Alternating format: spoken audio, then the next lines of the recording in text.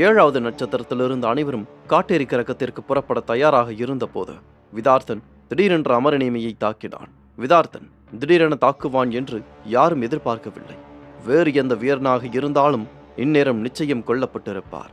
ஆனால் அமரநேமி அனைத்திற்கும் தயாராக இருந்தான். அவன் தன்னுடைய கைகளை நெற்றியின் மையத்தில் வைத்து அழுத்தினான். அவனுடைய புருவங்களுக்கிடையிலிருந்து வைதர்ண பாலம் சீறி பாய்ந்தது. விதார்த்தன் தொடுத்த வண்ணமயமான வாழ்வொளி வைதர்ண பாலத்தால் தடுக்கப்பட்டது. அமரநேமியின் புருவங்களுக்கிடையிலிருந்து ரத்தம் கசிந்தது. அவன் பல 100 அடி தூரத்திற்கு பின்னோக்கி தூக்கி வீசப்பட்டான். அவன் தரையில் மோதியதில் மாபெரும் பள்ளம் ஒன்று உருவானது. அவனது உடல் இரத்தத்தால் நனைந்தது. அந்த அதிர்வலையில் சிக்கிய பரிபாசனையும் தூக்கி வீசப்பட்டாள். அவளது உடலை பாதுகாத்து வந்த விபோதக நதி நீர்த்துளிகளாக சிதறியது.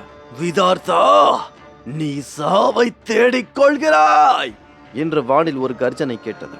உமாபதியும் கதிர்வேதியும் 3 குளங்களின் மகாயுக துறவிகளோடு மாயவஞ்ச சுருளின் மீது ஏறி 7வது நட்சத்திரத்தை நோக்கி பாய்ந்து வந்தான். துரதிருஷ்டவசமாக அவன் வருவதற்குள் இடமாற்ற வியூகம் செயல்படுத்தப்பட்டது.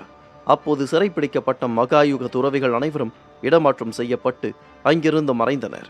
அமரநேமி தரையிலிருந்து எழுந்து தன்னுடைய ரத்தம் வழியும் நெற்றியை தொட்டு பார்த்தான். அவன் பரிபாசனையை தேடினான். ஆனால் அதற்குள் உமாபதி அவளை நோக்கி ஓடிச் சென்று அவளுக்கு உதவினான். உமாபதி அவளுடைய முதுகில் தன்னுடைய உள்ளங்கையை வைத்து அழுத்தி தன்னுடைய ஆற்றலை அனுப்பி அவளுடைய காயத்தை குணப்படுத்த முயன்றான். நீ கவனக்குறைவாக செயல்படுகிறாய் என்று அறிவுரை கூறினான். பரிபாசனை உமாபதியை விலக்கிவிட்டு தன்னுடைய வாயின் ஓரத்தில் வழிந்தோடிய ரத்தத்தை துடைத்தாள். அவள் மிகுந்த உறுதியோடு, இந்த சிறு காயம் என்னை ஒன்றும் கொன்றுவிடாத என்று கூறினாள். உமாபதி கோபப்படவில்லை. பரிபாசனை இவ்வளவு சுதந்திரமானவளாகவும் வலிமையானவளாகவும் இருப்பதால் தான் அவன் அவளை காதலிக்க ஆரம்பித்தான். இல்லை என்றால் அவனுக்கு அவள் மீது துளிக்கூட ஆர்வம் இருந்திருக்காது. ஆயிரக்கணக்கான அழகிகள் இருக்கலாம், ஆனால் நடிக்க தெரியாதவர்கள் மிகச் சிலரே இருந்தனர். அமரநேமி அருகில் வந்து, இது விசித்திரமாக இருக்கிறதா? ஆரம்பத்தில் விதார்த்தனிடம் எந்த கொலைவரையும் நான் உணரவில்லை.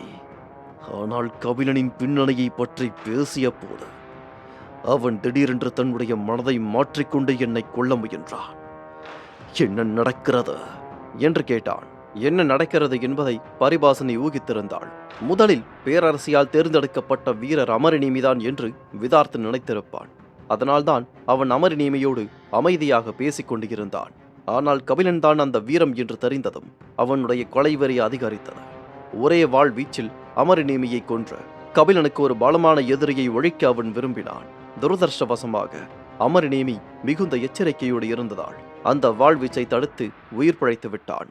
பரிபாசனை அமரநேமியை பார்த்த, விதார்த்தன் அவேசி மண்டபத்தைச் சேர்ந்தவன். அதன் தலைவர் கானகத்தில் பிறந்தவர். கபிலன் கானக களத்திற்கு துரோகம் செய்தவன் என்று தெரிந்தவுடன் அவனுடைய உணர்ச்சிகள் உச்சக்கட்டத்தை அடைந்தன. அது போக நரகலோக உறுப்பினர்களும் சிறை கைதிகளும் பரம எதிரிகள். அப்படி இருக்க விதார்த்தனுக்கு எப்படி நம் மீது கொலைவெறி இல்லாமல் இருக்கும்? நாம் தான் அவனை நம்பி ஏமாந்துவிட்டோம்.